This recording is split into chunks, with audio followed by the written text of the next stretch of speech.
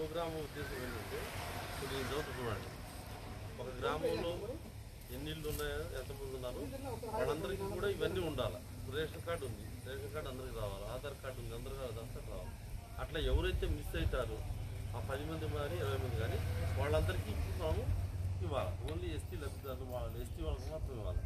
మాకు ఇచ్చిన వాటిలో ఏంటంటే ఆధార్ కార్డు ఒకటి, ఆయుష్మాన్ భారత్ కార్డు ఒకటి, తర్వాత కిసాన్ క్రెడిట్ కార్డు, జన్ధన్ అంటే బ్యాంక్ అకౌంట్, తర్వాత రైతు భరోసా, తర్వాత ఎస్ఎస్జి ఉమెన్ లోన్లు కావాలన్నా కానీ కొత్త స్కీము అది, తర్వాత ఎవరైనా కొత్త గ్రూప్ క్రియేట్ చేసుకోవాలి,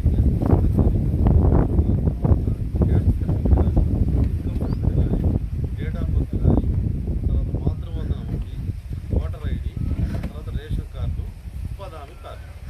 ఇందులో ఎవరైతే మీ గ్రామంలో మీరు వెళ్ళిపోయిన తర్వాత కూడా మీ గ్రామంలో ఎవరైనా మీకు తెలిసిన వాళ్ళు ఉంటే, ఎవరైనా లేని వాళ్ళు ఉంటే ఇట్లా మన సెక్రటరీ గారికి ఇచ్చేస్తే అవన్నీ పండించి ఇచ్చేస్తారు. దానికి సంబంధించి